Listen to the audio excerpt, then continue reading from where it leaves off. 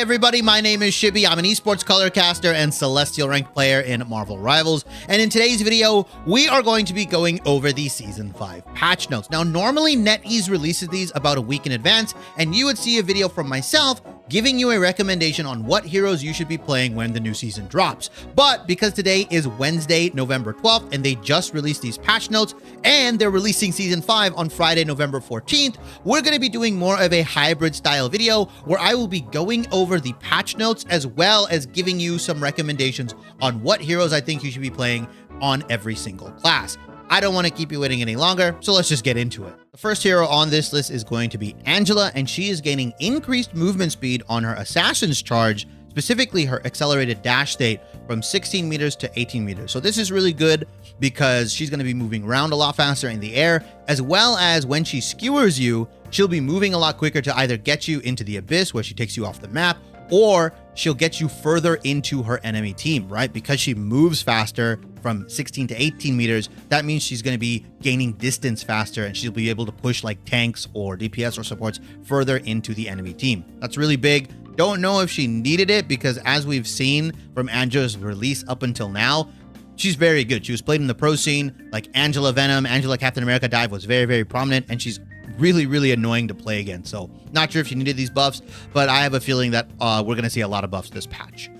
Increase Heaven's Retribution, ultimate ability Spira health from 600 to 800. That's a solid change. That's probably the one change I would have made because most of the time when she throws it down, if one DPS is shooting it and like one tank is shooting it, it goes down relatively quickly, and she doesn't really get the benefits from going in and charging on it. As well as the increased health allows her to combo with stuff like Moon Knight and Winter Soldier and stuff like that a lot easier, right? It gives more time because there's more health. It takes more time to take it down. So that's really good. Solid changes to Angela. Don't know if she needed the movement speed one, but I think it's going to be really interesting when we see all these Angelas who are already really good at the hero just make it more annoying to play against. Captain America. Steve Rogers steps up as the ultimate team player. Freedom Charge, his ultimate ability, allies within its path gain a 30% boost to ultimate energy charge efficiency. So this is really interesting. Does it mean that when I'm in the path, my passive ult charge gain is going to be faster? Or does it mean on top of that, if I'm a DPS hero like Punisher, when I shoot people, does that mean I get a 30% boost to my ultimate charge for every like bullet I hit? What if I'm a support? If I'm healing people, does that mean my ultimate charge is faster based off of people I heal, right? Like, I'm interested to see what this language is because sometimes NetEase can be a little misleading or they can't be clear. So I don't know if it's just like, hey, the passive ult generation, you know how you gain like a % or 2 every second or something like that, or every couple seconds. I'm interested to see if that's what this increases or if it's just a total increase, like anything you do that gains ult charge, just increase that by 30%. So that's really crazy because Captain America's ultimate is already like a pseudo strategist support ultimate. And this just makes it so that like if supports are standing in this, they're going to be able to get their ultimates up faster. Think Luna Snow, Cloak and Dagger, Rocket, who already has a really low ultimate charge cost. Like we could see some really interesting combos with Captain America, essentially cycling ults. So I'm interested to see what this actually means. If it's just like a passive 30% increase on the gain, or if it's like everything that a hero does increase by 30%. That distinction is very important, I think. Groot. Ironwood Wall new effect. Gain unstoppable status when within 15 meters of the awakened Ironwood Walls. Oh my god. So he's just going to become thing then when his Ironwood Wall is in place. That makes him really good into stuff like Angela and Wolverine. He's not just he doesn't get hard countered by displacement anymore, which is one of his biggest things. So if you think about Groot, he didn't really have the best ways to get out of like displacement. He doesn't have any movement, right? Like Doctor Strange obviously has his leap in the air, defensive tools for Magneto when he gets grabbed, he has bubble, he has shield. Like when Groot gets grabbed, he just gets kind of destroyed, right? And his walls already go down pretty quickly if you play stuff like Punisher. So for Groot players, they're going to have to be a lot more careful on where they're placing their Ironwood Wall, and they can't just use it to block people off, right? They have to like place it on the side or they have to place it somewhere hidden, but that's really good. I think that's a solid Groot change. Makes him more of a tree, right? Where like trees place their roots down into the ground and they're really tough to move. It's kind of thematic, which I'll always give like a special nod to, but this is definitely something he needed. I was expecting a little bit more, but this might just be the thing that lets him be like a true anchor tank, right? When you're holding point on defense, and you play Groot, yeah, like you're good luck moving him, really, unless you take down his wall. So you have to be more cognizant of where his walls are and where you're going to be looking for them. Hulk. Ooh. Gamma Burst, new effect. Each direct hit reduces Indestructible Guard by 1 second. Okay, so Indestructible Guard, it is bubble, and I believe it's a 10-second cooldown. And Gamma Burst is obviously his clap when he's in normal form or in his Hulk form, but his Monster Hulk form, you don't get the Indestructible Guard. So this is really nice. Typically, you're hitting like 2 to 3 people with Gamma Burst, right? I don't really see people getting like 6-man Gamma Burst where it's like you hit 6 people and now your bubble is 4-second cooldown. This will most likely change it from like a 10-second cooldown to like on average a 6 to 7-second cooldown. I say 6 because sometimes you'll get those 4-man claps if you're like hitting through multiple members, but that's also very rare. I would say 2 to 3 mans is what you're usually doing. Like obviously the max potential is 4 seconds, but you're not hitting 6 people, and the minimum is 1 second in theory, right? As long as you're landing it. If you're just throwing it out and not hitting anybody, then yeah, your Indestructible Guard is still going to be 10 seconds. So I would say like anywhere from 6 to 8 seconds is probably going to be the like the normal cooldown, which is just an overall buff, right? He gets more access to his bubble, which gives him more survivability, which is always a big issue with Hulk because his bubble compared to all the other defensive tools in the game are just not really that good.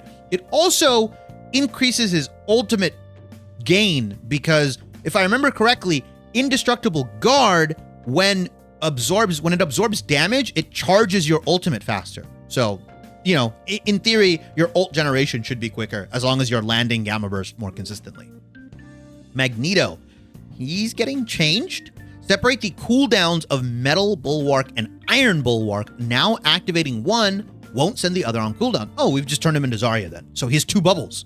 Reduce Metal Bulwark and Iron Bulwark shield value from 250 to 200. So they're nerfing the values of the shields, but you in theory have 400 health to play with instead of 250, right? You don't have to make the decision of bubbling yourself versus your Star-Lord or your dive tank or anything like that. This makes him really good. This increases his right-click value as well, because now you can cycle more right-clicks consistently as long as the shield or the bubble's getting broken, right? Because typically what you do is it was left-click, or it was like right-click, left-click, right-click, right? You'd open up with right-click, you'd bubble yourself or bubble someone, you'd left-click them, and then by the time your bubble bursts, you'd get another right-click going. So you can go like right-left, right-left, right, which is a bigger burst combo. Also, because it's 200 health, it's going to be charging his right-click a lot faster. This is overall buffs. Like these are like, you could argue the shield value is a nerf, but it's a compensation change if anything, because he's going from, like I said, 250 to 400 overall effective health. If you want to view it that way, which is what a shield or a bubble is. Really weird because he's also getting that Gambit change that was leaked or not leaked, but like, in the dev blog where he essentially gains like explosive left clicks, or he gets explosive team up where he just like throws swords at you, which is going to increase his damage as well. This is overall buffs to Magneto, which is crazy. He is just the best all-around tank in the game. Marvel Rivals has made him the tank you can pair up with anyone. It doesn't matter. You can run him in double shield, you can run him in brawl, you can run him in dive. As long as you're pairing him up with one of those kinds of heroes, whether it's an Angela, a Venom, a Doctor Strange, a Hulk, he pairs up with anyone all the time. And he also even cements himself as a further solo tank threat, because now you can bubble yourself, which allows you to take space a lot better, and you can bubble like a Star-Lord, a Black Panther, a Magic, a Psylocke, whatever, right? And that extra bubble allows you to take more space. Like, that's really, really good. He is going to be very, very, very oppressive, and I don't know. Magneto has always been like one of the best tanks in the game since Season 0, and these buffs are crazy. Penny Parker. Allies in Penny's cyber webs now receive the same healing over time and a movement boost effects as her. Okay, so they get everything that she gets. Movement boost for allies is 25%. Healing is 15 per second. Access healing converts into bonus health up to 25. Okay, so you get a free rocket armor pack once you get it above your maximum health. And you get the healing from it, which I think should have always been a thing for allies, because there was never really an incentive for supports to play in your webs, because the webs wouldn't kill anyone. Like typically, right? You'd have to like, the spider drones wouldn't really kill anybody. It'd be the mines and stuff like that. So the fact that you get movement speed, healing, and then you get the bonus health, incentivizes his supports to play in her webs a lot more. She is actually the true like anti-dive tank. I know a lot of people think Thing is, but like Penny has now become like the true anti-dive tank. And they're further cementing that by allowing supports and essentially allies, not just supports, but allies play in her webs. Like she can lock down areas very, very well. Pair that up with Rocket, she gets 2 nests. Like this makes her better on control point as well, because now her allies receive healing. And if you can get angles on certain webs, on certain points where you can like hide it behind terrain and stuff like that. Yeah, I mean, extra healing is just going to make it a lot harder to move people out. Like she's kind of like a bunker tank as well. Like that's like you set her up, good luck moving everybody out there. You're gonna have to like land multiple headshots. Now the interesting thing is, does she gain ult charge from the healing?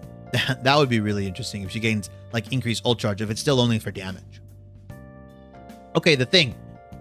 Embattled Leap. Remove damage reduction from single leap target. Now grants 20% damage reduction to all allies within 5 meters of his landing point. Reduce damage reduction to self from 25 to 20%. Okay, so it makes it a more team-based ability. That's essentially the leap where he leaps to teammates. Battle Blitz. Remove damage reduction from self. Okay, so you don't get it at all when you leap to an enemy. Now applies 20% vulnerability to all enemies within 5 meters of his landing point. Whoa! Whoa, wait a minute. That's crazy. Reduce Stone Haymaker base damage from 90 to 55. That's a pretty big nerf. And remove the 50 bonus health gain during ability activation. New effects. Deal bonus damage equal to 8% of enemies' max health per hit. Gain bonus health equal to the damage dealt up to 100. Okay, a lot of changes for the Thing. First of all, they're fully indexing into Brawl Tank Thing, right? Embattled Leap and the Battle Blitz being like AoEs. So now you grant AoE damage reduction and you make enemies more vulnerable. That's the second vulnerability ability in the game, right? It's Cloak's Terror Cape and then it's this. So making them take more damage is crazy, especially because in Brawl comps, if you can land onto multiple members, if you use one Blitz for your team, right? The Embattled Leap before you go in, and then you use a Battle Blitz on the enemy team, like you are almost always winning those engagements because A, you get 20% damage reduction, and B, enemies take 20% more damage overall. That's pretty crazy. That's like Brawl Thing could go crazy. And the Stone Haymaker, so I'm really interested to see if he gains max the bonus health, if it's just based off of the 8% of enemies max health hit, or if it's the 55 plus 8% of max health, right? So like if he gains the bonus HP on the hit plus the 8%, or if it's just the 8%, because I think that would make it his survivability a little bit lower. His damage obviously going down from 90 to 55 is crazy, because he used to be able to like one combo supports if you did it right.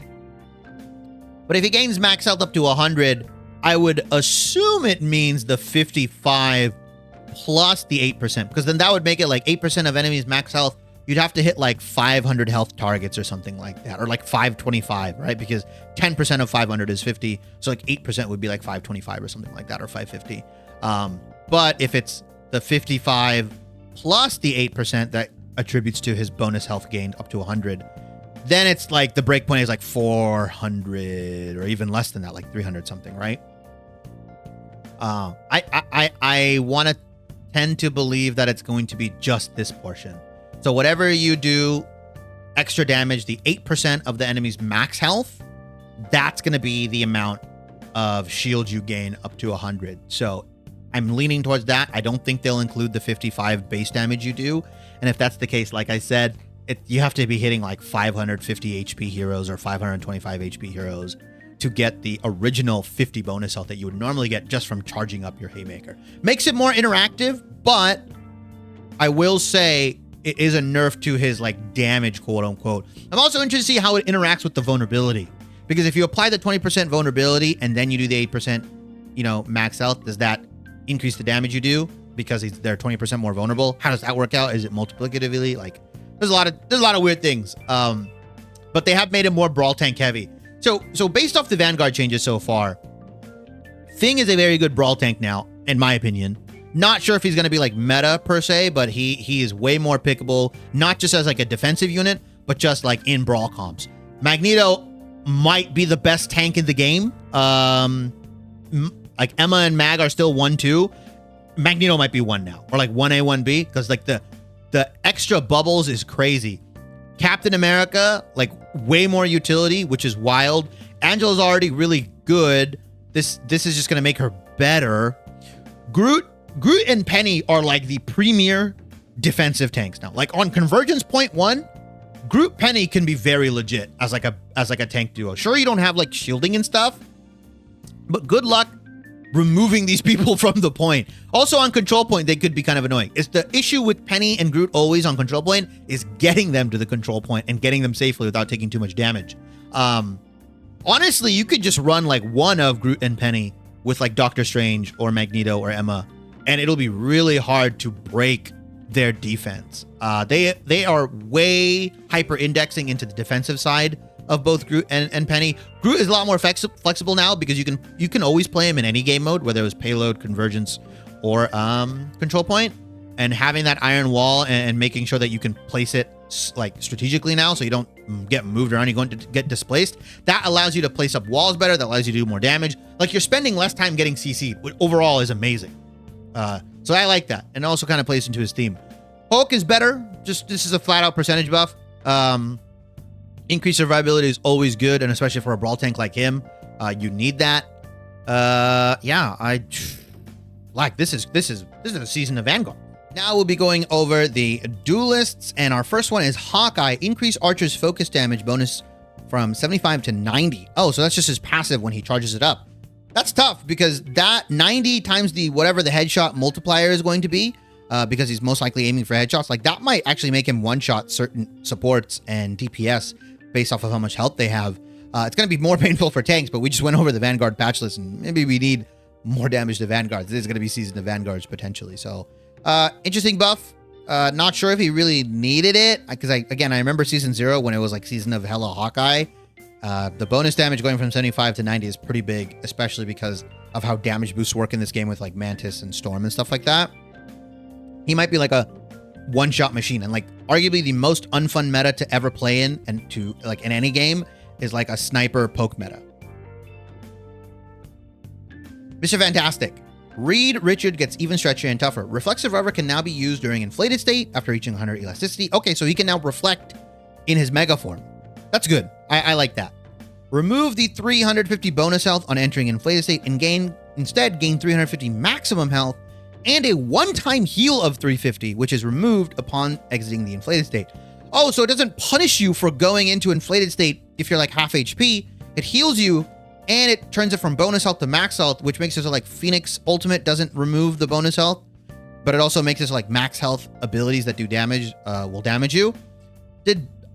Maybe Mr. Fantastic just became a better tank than Thor. Like, his brawling capabilities, Mr. Fantastic has been getting buff upon buff upon buff. And it's really interesting because NetEase, because they created a Vanguard Duelist hybrid, if you make him too good in both, he's just going to become like the best hero in the game. But they've really leaned into his Vanguard capabilities a lot in these last couple batches. Remember, they gave him the like movement stopping effect on his like elongated elasticity thing or whatever, where he like jumps to you. They've just given him more CC. They've given him like ability to remove movement, and they've just made him more survivable, right? They've given him survivability buffs. Like at this point, just put Mr. Fantastic in the Vanguard tier. Like just make him a Vanguard. That's what I would like, because he might just be better than Thor now. Phoenix. Jean Grey's Cosmic Fire burns brighter. Adjust Cosmic Flames. That's her primary fire. Maximum fall off at 30 meters from 60 to 75%. Oh, so they just made her better at longer range. Like they just gave her more damage at 30 meters and higher. That's weird. I don't necessarily agree with making Phoenix better at poke. Again, one of the worst metas to play in is like long range poke or like one shot metas. It's just not fun to play in, and it's very heavily determined by your DPS. So I don't know if I necessarily agree with this. Like I always viewed Phoenix as more of a mid-range duelist rather than like an Hela had the long-range niche. But like, what is stopping people from just picking Hela Phoenix together now and just like cracked aimers like Valorant people just like destroying your whole team? Or even just like Celestial players or Grandmaster players who are good at these heroes, like hitscan heroes. Spider-Man. Peter Parker's web slinging offense gets a slight lift. reduce web cluster energize time from 2.5 seconds to 2 seconds. So he recharges his webs faster, the little like things he shoots out, the web clusters. And he increased the amazing combo damage from 60 to 70. So that's his uppercut. Interested to see what this does for his breakpoints again. I know when they got previewed where people are like, oh, Spider-Man's getting buffs, what are they going to do? I like that they're reducing the web cluster downtime, so it makes him a lot more engaging and a lot more active, because like the way Spider-Man functions is like he shoots out his web clusters. If he misses or he only hits like one, you've got to wait for them to come back, and there's a lot of downtime with Spider-Man. Whereas I think Spider-Man should always be like a more active hero. He should always be like zipping through and having something to do is important for Spider-Man in my mind, because of like his lack of survivability and stuff like that. The way he gets around and gets value in fights is by moving around and being annoying and kind of, you know, doing Spider-Man stuff. Amazing combo, like I said, going from 60 to 70. Yeah, I want to see how these work with the breakpoint specifically, and if it actually, the 10 damage actually makes it so that he can like one-shot combo again. Because that was a big frustrating thing for a lot of supports, right? When he had that one-shot capability with the Venom team up, is that people were like, well, he just like goes in, goes out, one-shots you, and you can't do anything about it. There's no counterplay. Maybe there is still some counterplay here where you can heal through it. Squirrel Girl. Doreen's nutty offense gets a boost. Increased burst acorn damage from 100 to 110. It's fine. It's going to increase his ultimate charge cost. Any damage, any simple damage increases or damage buff increases across the board for duelists will always increase their ability to generate ultimates faster. Because their ultimate charge is based off of how much damage they do, anything that is a flat damage buff, so like for Spider-Man, for Hawkeye, for Phoenix even, right? And to some extent, like the fall off or whatever, like anything that will increase the amount of damage they do is going to increase how frequently they generate their ultimate. So Squirrel Girl might just be getting ultimates a little bit faster. That's fine. It's a whatever change. Storm.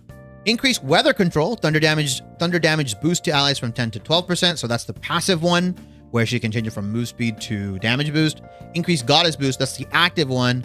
Thunder's damage boost to allies from 12% to 15%. Okay, so wow, they're making her a little bit more like utility based. And when you run Storm plus a hit scan, you're just getting a flat damage increase. So again, ultimate generation, ultimate charge cost generation is going to be faster if you have a Storm on your team and you're playing a hit scan. Think Punisher, Hela. I mean, not just hit scan, but anyone. Any duelist is just going to be generating ultimates faster if they play with Storm and they're in that radius of both weather control and goddess boost. 15% is wild, by the way. That allows you to swing fights. Like, I know it's only a 3% increase from 12 to 15, but that's a lot of damage. And again, a really common comp that was played was Punisher Storm because of the damage boost and everything like that. So we'll be interested to see if Storm gets picked up more. Just because of the passive benefits that she gets giving her team with damage. Speaking of Punisher, increase base health from 275 to 300. Oh, because he's losing the team up anchor. Adjust adjudication maximum fall off, another max fall off at 40 meters from 70 to 85. Oh my God. So he's doing 85% of his typical damage at 40 meters. Wow. Like Dave also made him a little bit more poke orientated. You can pick him in poke comps. Increase pellets fired from Deliverance. That's a shotgun from 14 to 16. Okay, so I believe it's 10 damage per pellet. So that makes it base. If you land all pellets, 160. This does not include like the headshot multiplier, which will go crazy, or the critical multiplier. Yeah, I think that's fine. Makes him better in close range. Like for me, Punisher just doesn't have any weaknesses now though, because they've increased his long range damage, right? It's 85% of his normal damage. And they've given him more pellets in the close range. So like now if you jump on him, he's just going to swap to a shotgun and like 2 or 3 tap you. If you're like a tank, like he's just going to go crazy. 160 is wild. I mean, Pirate King Momo, bro, the top 500 shotgun only Punisher. This is like an insane buff to him. He's going to be getting way more elims. Not sure. Like, dude, like Punisher Storm, like the game is telling you how to play, man. Punisher Storm comps back, like could be back on the menu. Wolverine, oh God. Increase Savage Claw's percent damage for each point of range from 0.045% to 0.057%. Increase Vicious Rampage, oh, that's his like slash, for the same amount, 0.045 to 0.057%. Wow. And they've reduced the Feral Leap cooldown? Oh my God. Like, look, I'm a bit biased because I'm obviously a Vanguard player and I also play Strategist, but NetEase does not know how to balance Wolverine. And granted, Vanguard's got buffed across the board. There is more healing, obviously. Stuff like Groot is better into Wolverine. But like Wolverine being a displacement tank, and like his main thing about him is that he displaces you into his team and he just shreds you down as a tank player. Like that's his only play style. Makes it so boring to play against. It's really frustrating. They've also increased the amount of damage he does based off of his rage. So like 100 rage, he's going to be shredding you a lot faster. Pretty much any rage amount, he's going to be shredding you a lot faster. And his right click is going to be shredding you. I don't know what they need to do with Wolverine. Granted, again, we just got a lot of buffs to Vanguards. I understand why they're doing this. It's to control the Vanguards. It's like hey, we're going to pre-buff him so we don't have to buff him later in patch 5.5. And who knows, they might have to buff him later if Vanguards are as dominant as we suspect, because based off the patch notes. Okay, this is going to be annoying for tank players again. Like, he might just be in permanent ban. I personally will see Wolverine in permanent ban gel because I will be banning him if I'm playing Vanguard. Like, this just makes him so much more annoying. The ability to fish for more leaps, as well as, again, remember what I said, any flat damage buffs. In this case for Wolverine, he will be generating his ultimate faster. And his ultimate is one of the best in the game, in my mind, because he can displace anyone, supports, tanks, and he can absolutely one-shot them outside of their support ultimates, which is insane. Think Invisible Woman, people who are grouped up with Luna Snow, he will just take them out of Luna Snow ultimate, can take them off the map, do all that stuff. So very interesting.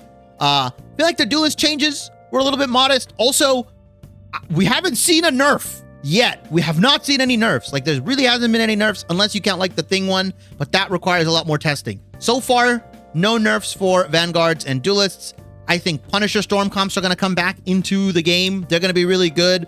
Spider-Man players are going to be happy. Like Phoenix Hela as like the premier poke duo, or even like Phoenix Hela Hawkeye. Any permeation of those two will be like the premier poke compositions. Fantastic is a better brawl tank. We could see things like Mr. Fantastic Thing as like a duo, and you just play brawl, which is good into dive if they're playing dive. Squirrel Girl changes are like not that significant. Really doesn't really matter, but yeah, like they are like kind of bringing back some stuff, and they're like giving you new combinations to play with, which is really interesting. I just hope poke like Hawkeye, Phoenix Hela poke is not too strong, because again, those one-shot metas are just like so boring to play in. Now we've moved on to the strategists, and the first one is going to be Adam Warlock. They have increased the soul flight speed from 6 meters per second to 12 meters. Okay, so that's pretty good. He was kind of slow after he died, and you could kind of follow him, so making him faster is nice. Thematically kind of fits into his character as well, but also allows him to like slip out of fights after he dies and, you know, like actually get the res off behind terrain and stuff. They've also reduced the Karmic Revival energy cost of his ultimate from 47 to 4,500, and they've increased the ally detection radius from 30 meters to 35. Okay, so he's gonna have his ultimate up a little bit faster, and they've made it so that the way his ultimate works, for people that don't know, is that it's not based off of where he casts it. Like the initial range is, yes, because obviously you are the range, but as you move, that like radius will move with you. So going from 30 meters to 35 makes it so that like you can be a little bit more forgiving on where you place the initial ultimate, and when you move forward to res more people at that beacon, essentially, it's going to make it a little bit more forgiving. So you don't have to put yourself in harm's way as much. Did you have to be careful with Adam Warlock buffs? Because there was a moment in the meta, and it was Loki, Luna, Adam. It was 3 support, and you would get like 4 reses off every fight, because like both Adams would res, and then the Lunas would use their ultimates, and then the Lokis would res. They would copy the Adams. That was very frustrating meta to both commentate and play in as well. Good changes. Like Adam needed it, because he very well is like one of the like only supports really in the game other than Ultron that can only function in like triple support compositions. I even think to some extent Mantis is not that bad in double support. But yeah, like these supports that need to function in triple support do need some sort of like buff almost all the time. Cloak and Dagger. Increase base health from 250 to 75. Okay, that's cool. Yeah, I think that's fine. How does that change how much you have to charge your Magneto ultimate? Ooh, is Magneto ultimate still a counter now? That's the more interesting part. Yeah. That's I want to test that. It probably have to charge a little bit more. It definitely increases the breakpoints, but I want to know by how much. Invisible Woman. Susan Storm's power and survivability are up. Mind you, they just buffed her again, like last patch. So increase orb projection hit damage from 25 to 30. That's her primary fire, essentially the healing. Maximum projectile range is from 30 meters to 35, and speed is from 120 to 150. Oh, so she's just heals you from farther away, and it's faster healing. The burst healing is better because it moves at 150 instead of 120, and she does more damage on top of it as well. Damn, that's really good. And there's more. Increased force physics length from 30 meters to oh, that's the push pull. Oh, so it's just the activation range is longer. Another buff. Guardian Shield new effect. Okay, if no Guardian Shield is present, pressing the recall key, which is like I think default F key, now deploys a shield in front of Invisible Woman. Oh, that's really nice. So you can pair her up with stuff like Rocket and Jeff, who like wouldn't like be the best at pocketing her or like, you know, doing the support shuffle essentially, or handshaking. Yeah, wow, that's dude. Sue's like Invisible Woman might be the best support in the game, because she got changes last patch, and she got essentially. She can play at a longer range because it's 35 meters now. The projectile speed is really good. It comes out faster, which means more healing or quicker healing. You could heal yourself as long as you are paying attention to your Guardian Shield. So it gives you something active to think about. You can't just place your Guardian Shield and forget it. Most good Invisible Women aren't doing that. They're not letting their shield break. They're always recalling it. And they're always like spamming it because it gives like an initial 25 or 50 burst healing. It also allows more playmaking ability with her push-pull. All good changes. I don't know if she needed them, but they're all good changes because I think she was like top 3, top 4 support, but now she's like borderline number 1, number 2 best support in the game with these changes. Wow. Yeah, really good. And also with the Fantastic and Thing changes, like you're more incentivized to play Invisible Woman with those 2 heroes. Loki, into Brawl comps. Loki, the Trickster God gets trickier and tougher. Increase base health from 250 to 275. Adjust mystical missiles damage fall off at 3 meters from 50 to 80%. Okay, I remember they like destroyed him, right? They giga nerfed him. Now they're kind of bringing him back up in line. New effect. Now heals directly hit allies for an extra 10 health. So, okay. So max potential is an extra 30 health if you heal them, if you hit them directly with your projectile. Increased base health is nice. That's good for Loki. Mystic missiles damage fall off is good if you're like swapping from doing damage to healing. Most of the time Lokis are doing healing, but there are moments where you can both do damage and healing in like more tight-knit compositions and stuff like that. Loki got mega nerfed a couple patches ago, and he kind of just was seen as like really, really bad. I think he was like bottom 3 supports in solo queue specifically. These changes bring him back a little bit. I don't know if it's going to bring him back completely. Like, again, Invisible Woman is insane. Maybe we'll see, like, Loki Invis comps. Haven't seen any Jeff changes, and since it's alphabetical, I don't think we are going to see any Jeff changes. No nerfs or anything, so Jeff is still very good. Luna is still solid. Cloak and Dagger getting buffed is nice. The survivability is nice. I don't know if this completely brings back Loki, but it makes it feel less bad when you pick Loki. It feels less bad. Rocket Raccoon. Okay, Rocket support and firepower are slightly tuned up. BRB cooldown, his res beacon, 45 to 40 seconds. Okay, better uptime. That's cool. Yeah, 45 seconds was kind of long, but I think that makes sense because it's a free res. Increased repair mode maximum count from 5 to 7 and projectile speed from 60 to 80 meters. Oh, so this is the amount of orbs he can have out. So he can only have like maximum 5 orbs out, like shooting, like bouncing between. Now he can have 7. And it also has increased the projectile speed. So that makes it so that like the healing gets to you faster. Again, another ultimate charge, like generation buff. Anything that for supports or for strategists, anything that increases the amount of healing you do or can increase how fast you get the healing out, that is overall a net benefit to your ultimate charge cost. And Rocket Raccoon has one of the lowest in the game. So really, really good changes. I mean, like these are not good changes in the sense like he needed them, but like these are insane buffs.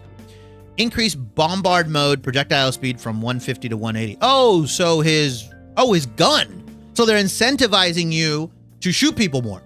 Oh, when you pop ultimate, oh my God, you're going to be melting people. Oh, wow. Yeah, tanks are like Swiss cheese to Rocket Raccoon, bro. That's crazy. Or just anyone. Wow. Yeah, when you pop your ultimate, don't heal. Or you don't have to. You just start primary firing and just start doing damage with your 40% damage increase ultimate. Mind you, he got buffed a lot. And they're buffing him again. That's wild. Who do I expect to be like really good now? Invis is like for sure number 1, number 2, or maybe like top 3. Rocket, Invis, and Jeff are like top 3 supports right now. Like when this patch hits, they are the best supports in the game probably when season 5 drops. And you can pair Invisible Woman up with Rocket and Jeff now because she has the new Guardian Shield effect where she can essentially patty cake herself, right? Because she puts the healing shield in front of herself, which is really nice. Don't know if Loki comes back. We'll probably see Loki more in 3 support compositions again. Loki, Luna, Adam might just come back. Like Loki, Luna, Adam compositions might just come back, and I don't know if I'm down to see 4 reses in a fight every single game. Yeah, wow, really crazy. These are all the changes to the heroes. We got 1 nerf, right? It was just Thing. Thing was the only one that got like a nerf, but that has yet to be tested because it's the haymaker damage. Everything else is a buff. These are all buffs. They were like, screw nerfs. No more nerfs. We're Dota now. We're just going to buff stuff. All right. I'm okay with the philosophy. Let's quickly look at the team up abilities. Blade of Khonshu. Okay, so Moon Knight and Blade. Yeah, Blade now when he dashes gets the Moon Blades, as well as Moon Knight gets a 5% damage boost, which is crazy because he already did a ton of damage. So Moon Knight just got better. And he's already like sleeper OP in my mind. He's sleeper good. Explosive Entanglement. Yeah, Gambit and Magneto. This is the team up I talked about. Magneto gains like, he can just shoot like explosive swords at you, which is kind of cool. And Gambit gains 5% increase in healing effects. Is yet to be seen if he's like a primary healer or if he's like an off healer. We only saw like a slight gameplay thing. I think it also heavily depends on who you can aim with him, right? If you have good aim, obviously it's gonna increase his healing output. If you can't aim, then you're kind of cooked. Sword of Duality, Cloak and Dagger, Hawkeye. Oh yeah, that's the new slash ability where it like heals and it gives them all the like the effects of like the Cloak and Dagger stuff. I think that's so like a big like that team up is such a meme. Every season there's a couple meme team ups. That Sword of Duality might be the meme team up. Adjusted or removed. Chilling Assault. Oh yeah, Hawkeye is out. That makes sense. Lunar Force. Oh yeah, so Cloak and Dagger, because Cloak is now with Hawkeye and Moon Knight and Blade are together, this whole Lunar Force thing, that's pretty big because that was like really nice to like set up flank angles and like to like increase your damage more. Mental Projection. Okay, so Magneto doesn't get the cloning capabilities or like the mental projection with Emma Frost. It's still Emma, just Psylocke, because Magneto goes with Gambit. Operation Microchip. Oh, it's gone. Oh, okay, yeah, that makes sense. Because Punisher has his team up with Daredevil, and it looks like, yeah, Black Widow is now in the Primal Flame. So the Black Widow one is the most interesting because she essentially gets 2 ammo types. One of them, her primary regular ammo type, is she can headshot, she can do damage. But when she swaps to her Phoenix ammo or her Primal Flame ammo, she can heal teammates and she does bonus damage to enemies, but she cannot headshot. So like it's incentivized body shotting both your allies and enemies. She's like poor man's Anna, essentially, but in the duelist role. So a little bit more healing across the board. Overall thoughts on the patch notes. Buffs across the board, which is crazy. We got like no nerfs essentially, so not sure if they're going to be adjusting later on. Granted, there's no pro scene at the moment. Like the Marvel Rivals Ignite has just concluded. The grand champions have been made, so there's no pro scene. So maybe they're gonna go really hard with the buffs, and then they're gonna adjust in season 5.5 because there's a lot of stuff they did. It's easily, in my mind, this is the season of Vanguards. Like, Vanguards will be dominating in season 5. I think Duelists got like the least interesting changes, I would argue. Like, Strategist and Vanguards definitely got a lot of love in season 5 for these patch notes, and I'm excited to see what the game looks like. Like, almost everything is like broken now, but the fact that we didn't see like any crazy nerfs to like the really OP stuff like Bucky and Jev and all this stuff, I don't know if buffing everyone else is just gonna make it so that they are a countermeasure to the stuff that's already really good or has been really good for the past couple seasons. Hey everybody, thanks for watching. If you enjoyed the video, please like, comment, subscribe, and hit the bell for notifications, as that all helps me out a ton. I try and respond to every single one of the comments in my videos because I genuinely do appreciate you guys taking time out of your busy schedules to leave one, as well as I love interacting with my own community. If you want to see more of my content, I stream over on Twitch about 3 to 4 times a week, starting around 7 p.m. PST. Over there, you'll get unedited versions of my videos, as well as we go over gameplay reviews, patch notes, and you guys can ask questions in the chat, and I respond pretty quickly. If you care more for short form content, I upload daily on both YouTube Shorts and TikTok. Over there, you'll get condensed versions of my videos, as well as stream highlights and my general thoughts on the game. All of that will be in the description box below, as well as a pop-up that will show up on the right side of the screen here, telling you where to go and all my handles. I really do appreciate all of you, and I hope to see you guys in the next video.